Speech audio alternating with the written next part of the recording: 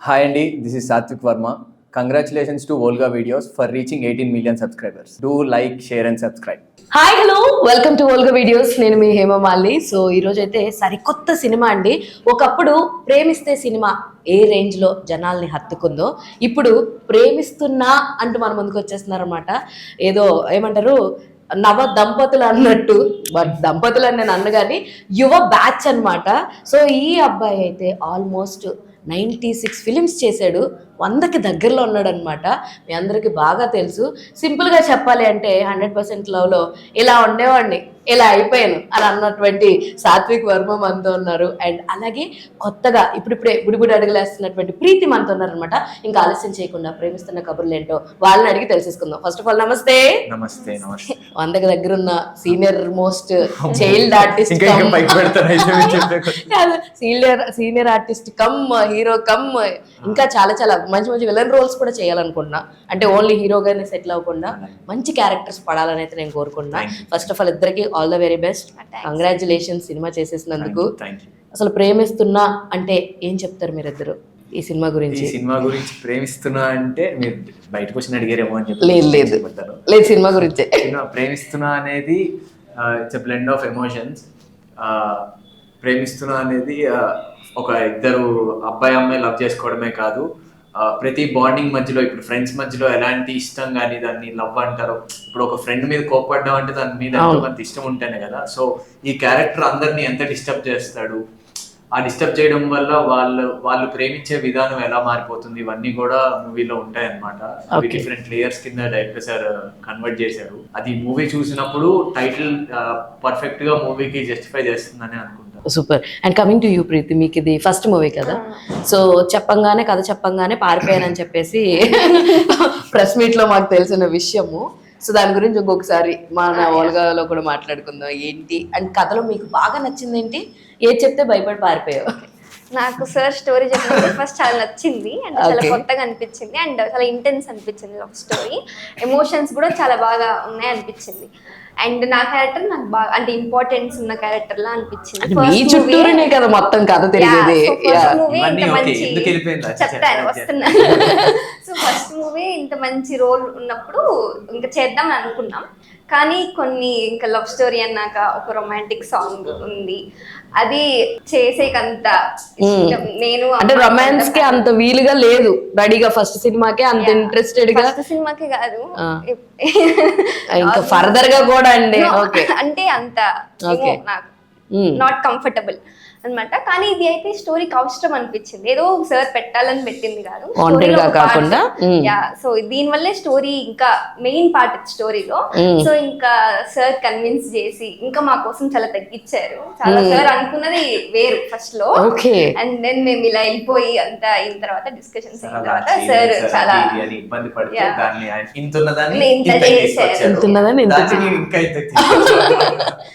Okay. So యాక్చువల్గా ఏ ఆర్టిస్ట్కైనా సరే, ఏ హీరోయిన్కైనా సరే, ఫస్ట్ సినిమాలో యాజ్ ఐ సెడ్ సినిమా మొత్తం మీ చుట్టూరునే తిరుగుద్ది. త్రూఅవుట్ మీరు ఫ్రేమ్లో లేకపోయినా అది మీ గురించి. సో ఇలాంటి ఒక రోల్ రావడం ఎలా అనిపించింది? చాలా లక్కీ అనిపించింది. ఫస్ట్ మూవీ, చాలా మూవీస్ చేసిన తర్వాత కూడా ఇలాంటి రోల్స్ రావడం కష్టం. అవును, ఎగ్జాక్ట్లీ. అది ఫస్ట్ మూవీలో రావడం చాలా హ్యాపీ అనిపించింది, ఇంకా వదులుకోకూడదు అనిపించింది. అందుకే లాస్ట్ పాడిపోయిన వాళ్ళు వచ్చి చేశాను. సూపర్. అండ్ కమింగ్ టు నీ గురించి చెప్పుకుంటే, ఫ్యామిలీలో నువ్వు ఆర్టిస్ట్, తమ్ముడు ఆర్టిస్ట్, అసలు ఎక్కడ స్టార్ట్ అయింది ఫిల్మ్ ఇండస్ట్రీ అన్నది? నేనే ఫస్ట్ సినిమా ఏంటి? కేడియా? ఫస్ట్ మూవీ తులసి చెయ్యాలి. ఆడిషన్కి వెళ్ళింది ఫస్ట్ తులసి. ఆ సీనా ఎక్కడ పడితే అక్కడ అప్పుడు మరీ చిన్నగా ఉన్నా అండ్ చాలా తిన్ను ఉండేవాడిని. ఇప్పటికీ చాలా తిన్ను. ఆ క్యారెక్టర్ కొంచెం బబ్లీగా అనుకున్నారంట. సో నాకు యూకేజీ ఉన్నప్పుడు వెళ్ళాను. దాని తర్వాత ఇంకా సెలెక్ట్ అవ్వలేదు అని నార్మల్ నా స్కూల్ అంతా అయ్యే టైంలో తులసిలో కలిసిన one of the child artist కి కాస్టింగ్ డైరెక్టర్స్ వాళ్ళు ఉంటారు కదా, చిన్ని సార్ అని చెప్పి ఆయన కలిశారు. ఆయన కేడీ మూవీకి రిఫర్ చేశారు అనమాట. ఒకసారి ఆడిషన్ ఉంది అమ్మ అంటే స్కూల్ నుంచి మా అమ్మ తీసుకొచ్చి, అంటే నాకు మూవీస్ అంటే ఇష్టం అని చెప్పలేను, ఆ టైంలో నేను మూవీస్ అనగానే చాలా యాక్టివ్ గా బిహేవ్ చేసేవాడిని. సాంగ్స్ విన్నా, డైలాగులు చెప్పినా, అలాగే టీవీని అలా కూర్చొని చూస్తూ ఉండేవాడిని. సో నాకు ఇంట్రెస్ట్ అనే వాళ్ళు అర్థం చేసుకుని ఇమీడియట్ గా స్కూల్ నుంచి తీసుకొచ్చి ఆడిషన్ ఆఫీస్ కి తీసుకెళ్లారు. ఆ క్యారెక్టర్ కూడా నాకు రావడం చాలా లక్కీ, ఎందుకంటే ఒక 60-65 మెంబర్స్ చూసారు అనుకుంటా పిల్లల్ని. మూవీ కోసం, కేడి అనే మూవీ కోసము. కానీ లాస్ట్ లో అనుకోకుండా నేను సెలెక్ట్ అయ్యాను. అంటే రికమెండేషన్ ఏది కాదు, వాళ్ళు అనుకున్న చిన్నప్పుడు క్యారెక్టర్ ఎంత ఉండాలి, లైక్ తన వెయిట్ ఏంటి, తన హైట్, ఇవన్నీ మ్యాచ్ అయ్యేసరికి ఆ మూవీలో వచ్చింది. ఆ మూవీ నుంచి ఒక 1 by 1 ఆ మూవీ చూసి ఇంకోటి పిలవడం, ఈ మూవీ చూసి అలా. సో అలా స్టార్ట్ అయింది, కేడి నుంచి జర్నీ స్టార్ట్ అయ్యి 15 years అయింది. 16th year కంప్లీట్ అయింది మొన్నే. ఎంత సీనియర్ మోస్ట్ ఆర్టిస్ట్ తో వర్క్ చేసినప్పుడు ఏమైనా భయం వేస్తుందా మీకు? ఆయన సజెషన్స్ ఇచ్చాడు యాక్చువల్లీ. అంటే ఫస్ట్ లో నాకు ఉచితంగా ఏం కాదు, అమ్మో ఇంకా నేను ఉచితంగా ఏం కాదంటే డూ ఫోన్ పేమెంట్ చేయాలి. ఓకే, అంటే ఫస్ట్ లో నాకు కెమెరాని ఎలా, ఏ యాంగిల్, ఏ షాట్ ఏం తెలియదు కాబట్టి కొంచెం హెల్ప్ చేస్తూ ఉండాలి. ఇట్లా అంటే నార్మల్ ఫోకస్ అన్న వాళ్ళు వీళ్ళు అడుగుతారు, ఫోకస్ కోసం చూడండి అని. ఇవి చిన్న ఉంటాయి కదా, ఎవరు చెప్పరు కదా. సో నాకు చిన్నప్పుడు జరిగేది. నాకు వన్ ఆఫ్ ద పర్సన్, ఒక ఫోకస్ పుల్లర్, నన్ను ఎవరైతే ఫస్ట్ ఇండస్ట్రీకి తీసుకెళ్లిన ఆయన కెమెరా దగ్గర ఫోకస్ పుల్లింగ్ చేసేవారు అనమాట. ఓకే, సో నాకు ఫస్ట్ ఇండస్ట్రీలో తెలిసింది ఫోకస్ అనేది మనం ఆ ఫోకస్ అని పిలవగానే లెన్స్ చూడాలి, వాళ్ళకి అది చాలా మైన్యూట్ డీటెయిల్ లా ఉంటుంది, అది చాలా కష్టము, మనం వాళ్ళని సపోర్ట్ చేయాలి అనేది ఫస్ట్ తనకి అక్కడే నేను చెప్పింది. ఫోకస్ అన్ని ఏం చేస్తే ఎవరో ఒకరు చేయించుకుంటారు, ఫోకస్ ఎవరు చెప్పరు, కానీ ఫోకస్ అని పిలవగానే కెమెరా మనం ఒక్క చూడాలి అని. మెయిన్ హింట్ ఏదైతే ఉందో అది మాత్రం చెప్పేశాడు అనమాట నీకు, సీక్రెట్ ఆఫ్ యాక్టింగ్ చెప్పేశాడు. చల్ కమింగ్ టు ప్రేమిస్తున్నా చూసుకుంటే, నేను చెప్పినట్టు ముందు ప్రేమిస్తేకి ఎంత ఇంటెన్స్ ఉందో అంత ఇంటెన్స్ కనిపిస్తుంది మీ ట్రైలర్ లో. నేను గొలుసు కట్టేయడం కావచ్చు, నువ్వు అరవడం కావచ్చు, ఒక షార్ట్ లో గడ్డం ఉంది, అది రియల్ గడ్డమా పెట్టిన గడ్డమా? కొంచెం పెట్టిన గడ్డల్లా కనిపిస్తుంది అమ్మా. చిన్నప్పటి నుంచి చూసి అబ్బాయి ఎంత పెద్దడు అయిపోయాడా అని అనిపిస్తుంది. బట్ అలాంటి సీన్స్ చూసుకుంటే అంటే you have a lot of scope. నీ రొమాన్స్ చూపించడానికి ఉంది, యాక్టింగ్ చూపించడానికి ఉంది, ఎమోషన్స్ చూపించడానికి ఉంది. ఇవన్నీ ఒక సినిమాలో దొరకడం ఎలా అనిపించింది యాక్చువల్లీ? ఫస్ట్ నేను ఈ స్క్రిప్ట్ ఓకే చేయడానికి రీజన్ కూడా, మెయిన్ రీజన్ అదే మీరు చెప్పినట్టు ఆల్ జానర్స్ అనేవి ఒక సింగిల్ ఫిలిం లో పడడం అనేది చాలా అనుకోకుండా సెట్ అయ్యే కాంబో. అది నాకు ఛాన్స్ వచ్చినప్పుడు నేను మిస్ చేసుకోకూడదు అనుకున్నా. దీని బిఫోర్ అంతా కూడా నాకు దీనికన్నా ముందు కొన్ని ఫిలిమ్స్ చేశాను, దాంట్లో ముగ్గురు హీరోలు ఉంటే ఒక క్యారెక్టర్ తమిళ్లో చేశాను. సో ఇలాంటివి చేసున్నాను, కానీ నాకు సాటిస్ఫాక్షన్ రాలేదన్నమాట. ఆ క్యారెక్టర్ వైజ్ గా నాకంటూ ఈ క్యారెక్టర్ నిజంగా ఉంది అన్నట్టు పోర్ట్రే చేయాలి అంటే అదంతా స్క్రిప్ట్ లో బేస్ అయ్యి, ఆ స్క్రిప్ట్ లాంటివి నాకు ఎక్కడ సెలెక్ట్ అవ్వలేదు. ఇంకా అనుకోకుండా కొన్ని చేశాను, దాని నుంచి నేను రియలైజ్ అయ్యాను అనమాట.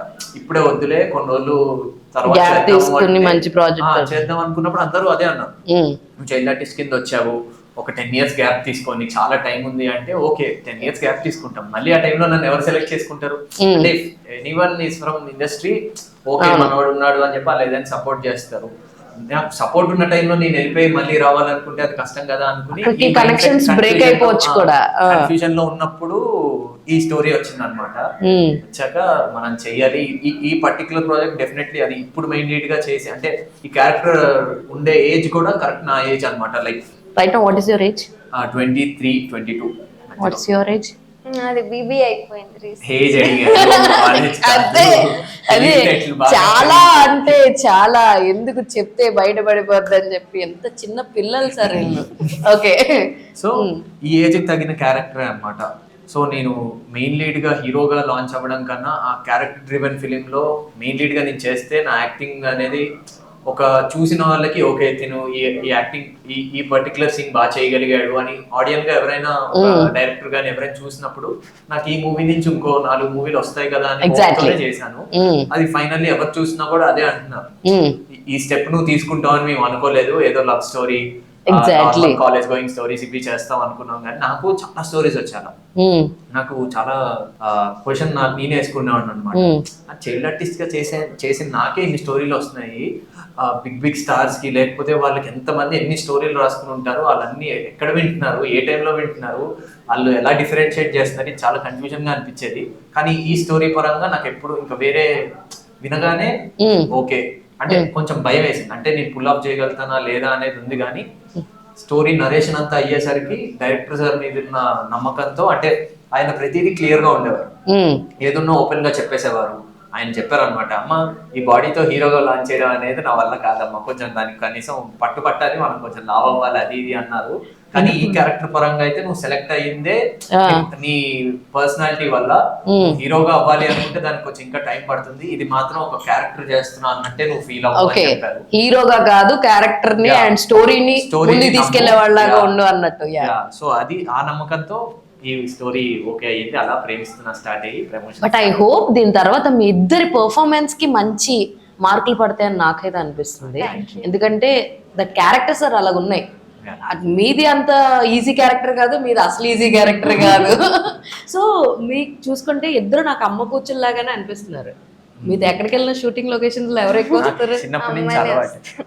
మెయిన్ నేను అంత ఫాస్ట్ గా మాట్లాడే మనిషిని కాదు, ఎవరి దగ్గర అయినా వెళ్ళి మాట్లాడాలంటే నా వల్ల కాదు.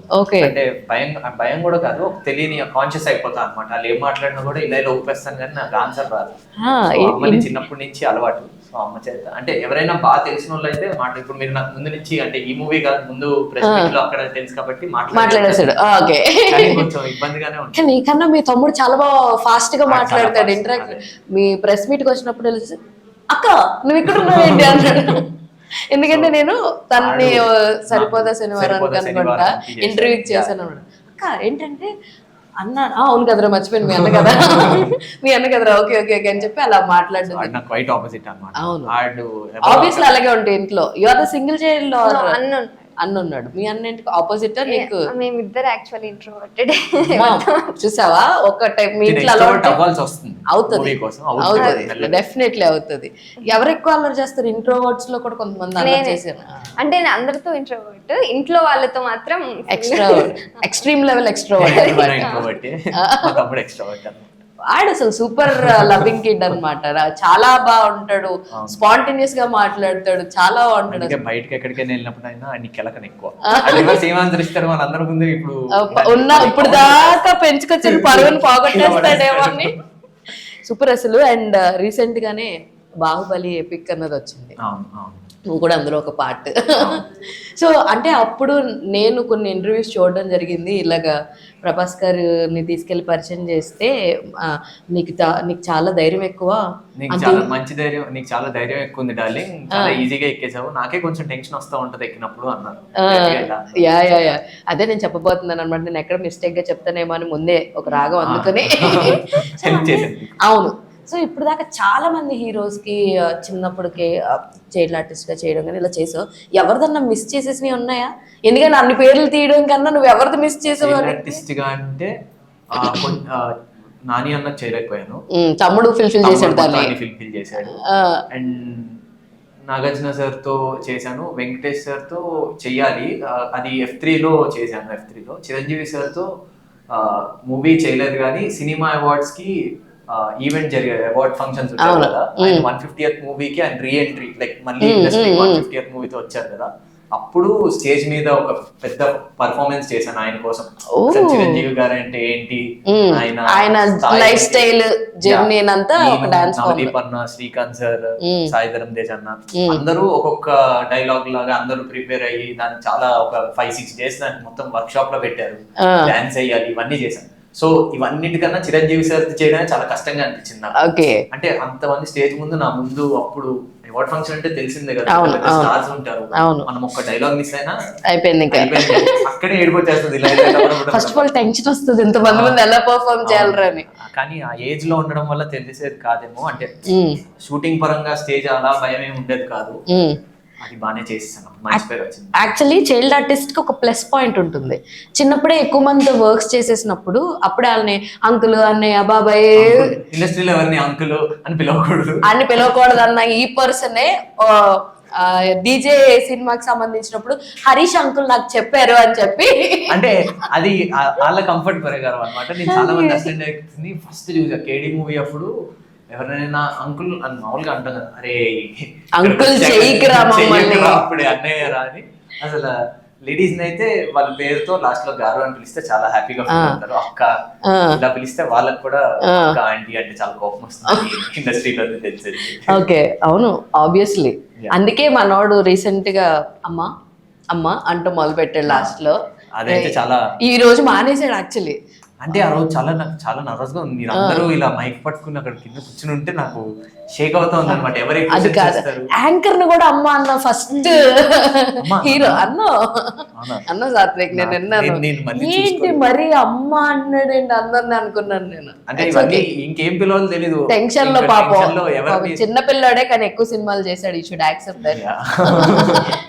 బాగా రోస్ట్ చేస్తున్నాను ఫీల్ అవుతున్నట్టున్నావు కదా. ఫీల్ అయినా బయటికి చెప్పలేం కాబట్టి ఎందుకు చెప్పేసావు కదా, చెప్పేస్తున్నావు కదా, ఇంకెందుకు చెప్పకపోతే అనుకోవాలి. కానీ అండ్ నీకు ఇండస్ట్రీలో ఎవరిని ఇన్స్పిరేషన్ గా తీసుకున్నావు యాక్టింగ్ పరంగా అంటే ఏం చెప్తాను? సమంత మ్యామ్, ఇంకా సాయి పల్లవి. ఇక సాయి పల్లవి పేరు రాకుండా ఉంటుందా అని అనుకున్నాను నేను. ఆవిడ పేరు everyone right no youngsters అందరికి షీఈ్ ద మోస్ట్ ఫేవరెట్ అనమాట. అంటే డాన్స్ కూడా చాలా బాగా చేస్తావా? చేస్తా నేర్చుకున్నావా? లేదు, నార్మల్ నేను ఇంక ఇంట్లో చేసేదంతే. ఇంట్లో చేసేదంతే. ఇందులో ఉన్నాయా డాన్స్ పర్ఫామ్ చేయడానికి ఏమైనా సాంగ్స్ లో? లేదు. లేదా మీ మ్యూజిక్ డైరెక్టర్ గురించి చెప్పండి అండ్ మీ సాంగ్స్ గురించి. ఒక సాంగ్ వచ్చింది చాలా చాలా బాగుంది. ఐ మీన్ నేను చూసింది ఒక సాంగ్ అని చెప్తున్నాను నేను. అవును అవును, అది చూసాను. సో నాకు కొన్ని నచ్చినాయి యాక్చువల్లీ, చాలా మ్యూజిక్ కూడా చాలా బాగుంది. మీకు ఎలా అనిపించింది? ఎందుకంటే ఒక్కొక్క సినిమాలో మ్యూజిక్ బట్టి కూడా సినిమా ఆడేస్తూ ఉంటుంది. సో అలా మీ ఫీలింగ్ ఏంటి మీ మ్యూజిక్ డైరెక్టర్ గురించి అండ్ మీ సినిమా మ్యూజిక్ గురించి? నాకు ఫస్ట్ స్క్రిప్ట్ లోకి వచ్చేసరికి మ్యూజిక్ డైరెక్టర్ ఎవరు, లేకపోతే ఓన్లీ నాకు కెమెరామ్యాన్ సార్ ఎవరు చేస్తున్నారు అండ్ డైరెక్షన్ కింద ఎవరు చేస్తున్నారు అనేది తెలుసు. ఎడిటర్ ఏం చేస్తారు అంటే అప్పటికి ఇంకా ఏది ఫైనలైజ్ అవ్వలేదు. సో సిద్ధార్థ్ అనే ఆయన కొత్త అతను చేస్తున్నారు అని చెప్పారు. మాకు షూట్ టైమ్ లో కూడా ఎప్పుడు మాకు ట్యూన్సే ఫస్ట్ వచ్చేసాయి. అంటే లిరిక్స్ అనేవి మేము షూట్ చేసిన తర్వాత వచ్చాయి. దానికి మళ్ళీ సిద్ధార్థ్ అనే మళ్ళీ దానికి మాకు సింక్ అయ్యేలాగా మ్యూజిక్ ఇచ్చాడు అనేది ఇట్స్ నాట్ ఏ జోక్. అంటే మేము ఆల్రెడీ షూట్ చేసిన దానికి ఒక మ్యూజిక్ కొట్టాలంటే అది చాలా, అంటే ఆయన మ్యూజిక్ ఇస్తే మేము యాక్ట్ చేయడం అనుకోండి అది నార్మల్ ప్రాసెస్, అది ఈజీ ప్రాసెస్. కానీ మేము యాక్ట్ చేసిన దానికి ఆయన సాంగ్స్ సింగ్ చేయడం, లిరిక్స్ గానీ అవన్నీ కరెక్ట్ టైం కి వచ్చేలాగా. లైక్ ఆర్ఆర్ కూడా మీరు మా మూవీలో నేను చాలా గ్రేట్ గా చెప్పగలిగేది ఏంటంటే మా మెయిన్ పిల్లర్ వచ్చేసి మూవీలో ఉన్న ఆర్ఆర్ గానీ మ్యూజిక్ అన్నమాట. అండ్ మీరు చూసింది థర్డ్ సాంగ్ కదా, సెకండ్ సాంగ్ ఫస్ట్ సాంగ్ కి చాలా మంచి రీచ్ వచ్చింది. అండ్ ఎవరే నువ్వు ఒక మంచి లవ్ యాంథమ్ లాగా క్లిక్ అయింది. అందరూ విన్నగానే లిరిక్స్ చాలా బాగున్నాయి. తినకు కూడా సెకండ్ సాంగ్ చాలా ఇష్టము. ఇద్దరులో ఎవరు బాగా పాడతారు? ఎవరు బాగా పాడతారు? నేను చెప్పా కదా సాంగ్స్ గురించి, నేను చెప్పాను పాడాలి. కాదు, ఇద్దరు కలిసి పాడండి. ఎందుకు వచ్చిన గోల్ చెప్పండి. ఒకళ్ళు అందుకోండి, ఇంకొకరు కంటిన్యూ చేయండి. రెడీ 1 2 3 మీకోసం ఈ పాట. ఎవరే నువ్వు ఎవరే నువ్వు ఎదలో చొరపడిపోయావు, ఎదుటే ఉండి మాయే చేస్తున్నావు. 2 లైన్ల వీళ్ళు మరీ మామూలు చీటింగ్ కాదు. కానీ నిజంగా పాడారా లేదా పదాలని చెప్పారా? కానీ బాగా పాడారు.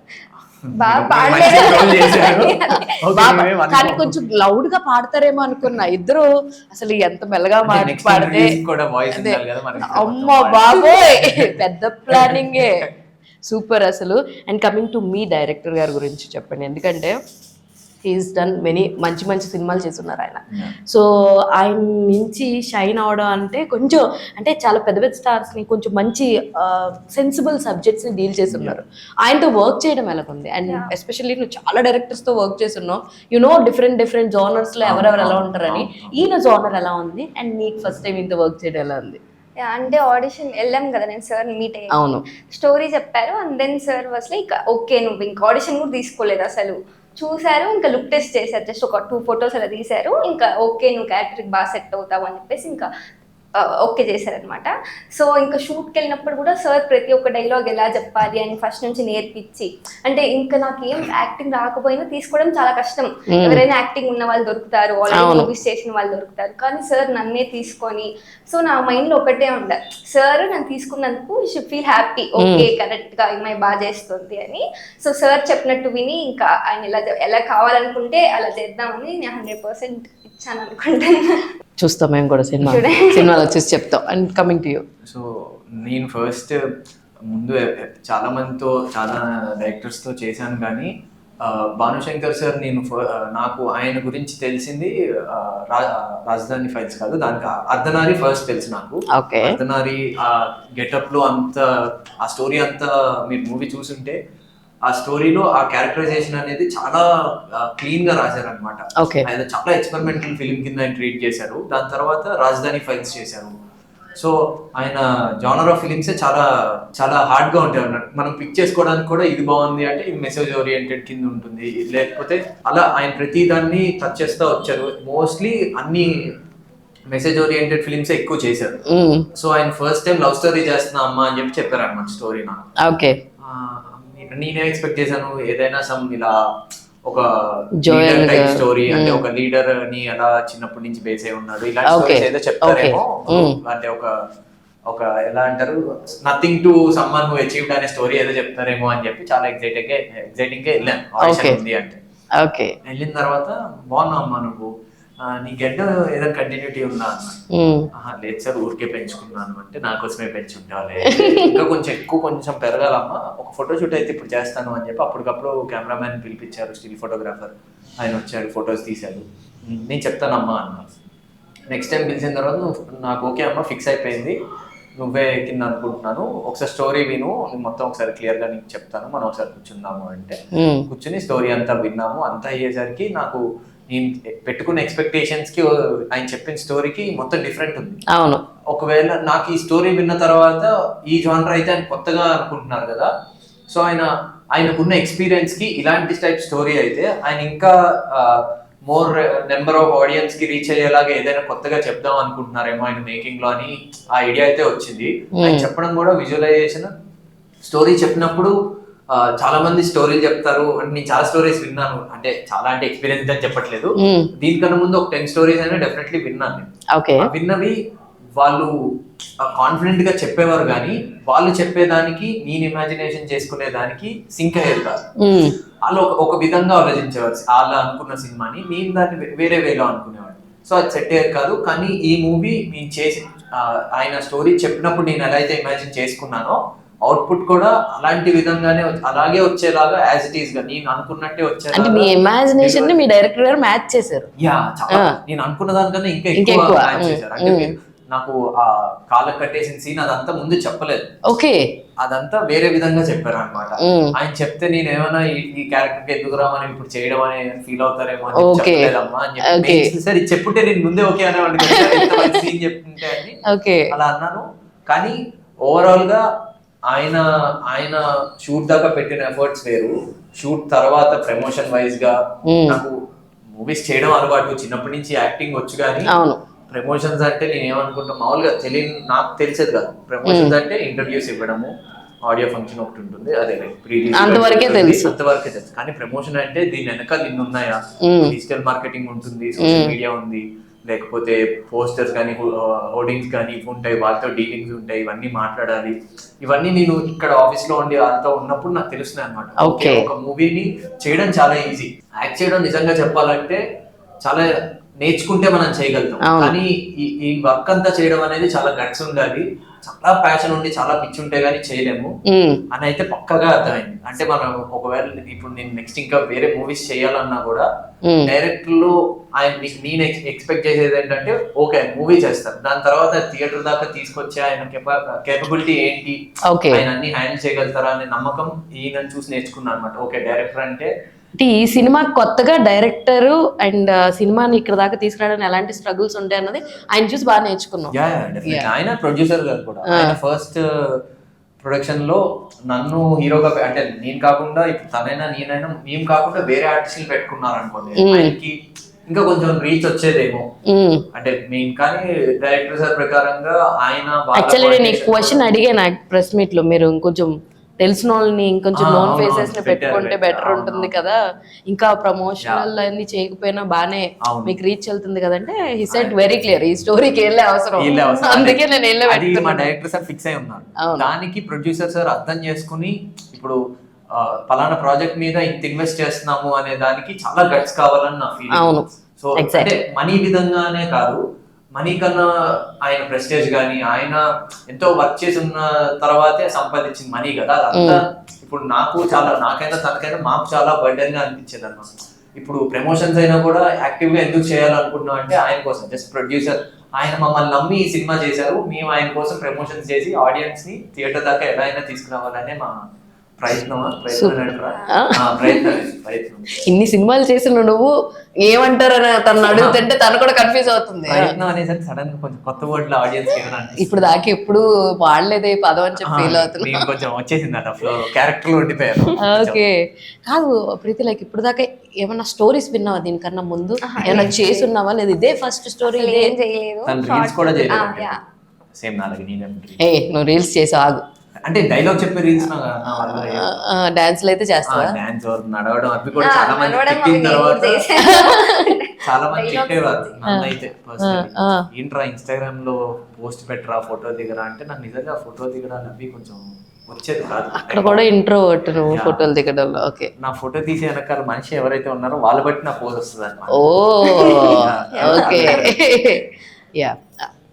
ఏమి ఇదే first story. Okay, in future లో ఎలాంటి ఒక కథతో అంటే ఎలాంటి ఒక క్యారెక్టరైజేషన్ తో రావాలి అని అనుకుంటున్నావు? అంటే కొంతమందికి ఒక డ్రీమ్ క్యారెక్టర్స్ అని ఉంటుంది, ఇలాంటి చెయ్యాలి, ఇలాంటి మనోడు చూసావా కొంచెం ఒక డిఫరెంట్ టైప్ లో ఉండాలని అనుకున్నాడు కదా, అలా మీకు అనిపించిన స్టోరీస్ ఏంటి? అంటే ఎలాంటి? ఇప్పుడు ఇది ఆల్రెడీ లవ్ స్టోరీ కాబట్టి నెక్స్ట్ మళ్ళీ లవ్ స్టోరీసే లేకుండా ఒక్కొక్క మూవీకి ఒక డిఫరెన్స్ అంటూ ఉండే క్యారెక్టర్స్ చేయాలి, ప్లస్ నాకు ఇంపార్టెన్స్ ఉన్న క్యారెక్టర్స్ చేయాలి ఇష్టము. అండ్ కొంచెం రోల్స్ ఎలా అంటే ఇప్పుడు మహానటిలో కీర్తి సురేష్ గారు అలా కొంచెం పవర్ఫుల్ రోల్స్. అండ్ నాకు లవ్ స్టోరీస్ కూడా ఇష్టం, కానీ 90s లవ్ స్టోరీస్ ఉంటాయి కదా క్యూట్ గా, అలాంటి లవ్ స్టోరీస్ చేయాలి. సో మొత్తానికి 2000s వాళ్ళు 90s లవ్ స్టోరీస్ గురించి ఇంట్రెస్ట్ చూపిస్తూ చేస్తున్నారు అనమాట. నైస్, చాలా బాగుంది వినడానికి. And coming to you Satvik, actually మీ చైల్డ్ ఆర్టిస్టులు అందరికీ కూడా కొన్ని గ్రూప్స్ ఉంటాయి, అందరు కలుస్తూ ఉంటారు. మీ టైటిల్ చూస్తేనేమో ప్రేమిస్తున్నా అని చెప్పి చాలా ఎమోషనల్గా ఉంది. రియల్ లైఫ్లో ఏమన్నా స్టోరీస్ ఉన్నాయా? అండ్ కమింగ్ టు నాకు తెలిసి అందరితో బాగా ఇంటరాక్ట్ అవుతూ ఉంటావు నువ్వు, మంచిగా యానీ కావచ్చు, ప్రణవి కావచ్చు, ఇట్లా కొంతమంది నేను చూసున్నాను. అంటే ఇందాక నేను ఖాళీగా కూర్చోడం ఎందుకని మొత్తం అంతా కొన్ని చూస్తే కొన్ని రీల్స్, ఫోటోషూట్స్ కలిపి చేయడం ఉంది. మరి నీ లైఫ్ లో ఏమన్నా అలాంటి స్టోరీలు ఏమన్నా ఉన్నాయి? 23 years అంటే ఒక స్టోరీ అన్న పడుంటది అని ఒక ఫీలింగ్ తో అడుగుతున్నాను అనమాట. స్టోరీ అంటే మరి ఎంత హార్డ్ హిట్టింగ్ స్టోరీలు అయితే లేవు, కానీ ఉన్నాయి స్టోరీ. చాలా మంది స్కూల్ టైం, కాలేజ్ టైంలో కొన్ని ప్రపోజల్స్ వచ్చాయి, అది జరిగేది. కానీ you not went and did అదంతా ఇంటర్వ్యూలో చెప్తాను. సో రాసి పెట్టుకోండి, మనోడు ఇంకొక ఇంటర్వ్యూ పర్సనల్ ఇస్తాడంట. ఆఫ్టర్ సినిమా రిలీజ్ అయిన తర్వాత పర్సనల్ ఇచ్చి ఓన్లీ పర్సనల్ ఇన్ఫర్మేషన్ చెప్తా అంటాడు. అంతేనా? ఇప్పటికీ స్టిల్ మీ చైల్డ్ బ్యాచ్ ఎవరైతే ఉన్నారో వాళ్ళతో ఎవరితో టచ్ లో ఉన్నారు? అందరితో మాట్లాడుతున్నాం. లేదు, ఏదైనా మేము మొన్న రీసెంట్ గా మేము అందరం గ్యాదర్ అయింది అంటే నా ఫ్రెండ్ అదే చైల్డ్ ఆర్టిస్ట్ నిఖిల్ అనే అతను గట్టిగా చలమని మెయిన్ లీడ్ గా మూవీ చేశారు. అవునవును. ప్రీవియస్ కి అప్పుడు అందరం కలిసి ఒక డిన్నర్ కి వెళ్ళి సినిమా గురించి మాట్లాడుకుని, ఇలాంటి అలా కాకుండా నార్మల్ గా అంటే అందరం కలవకపోయినా ఒక 4-5 people అలా ఎప్పటికప్పుడు కలుస్తూ ఉంటాము. సో డిస్కషన్స్ అనేవి జరుగుతాయి. అంటే చైల్డ్ ఆర్టిస్ట్ గా చేసిన రోజులు కలవలేకపోయాము.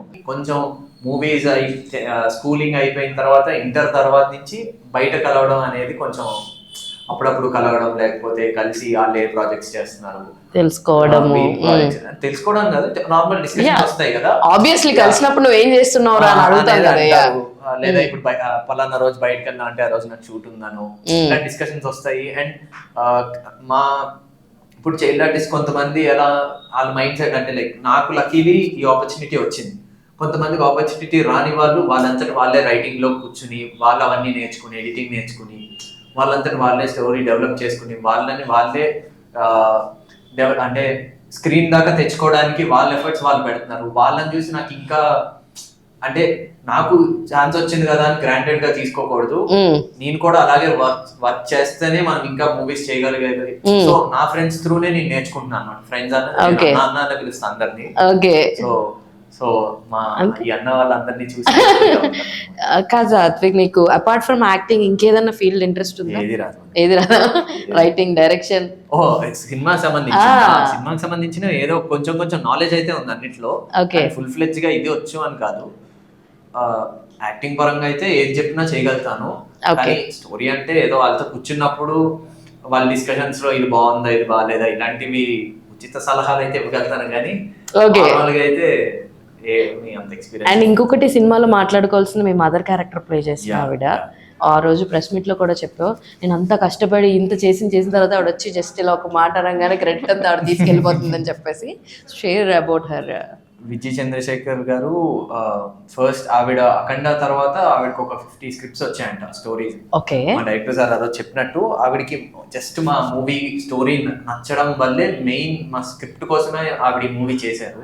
దాని తర్వాత మా బాండింగ్ అనేది ఇప్పుడు సెట్కి వచ్చిన తర్వాత సీన్స్ చేసేటప్పుడు ఎక్కడో చోట నిజంగా ఫీలింగ్ వస్తుంది. నిజంగా మదర్ క్యారెక్టర్ కాకపోయినా కూడా అమ్మ అని పిలుస్తాం కదా, ఆ ఎమోషన్ అనేది అలా కుదిరింది.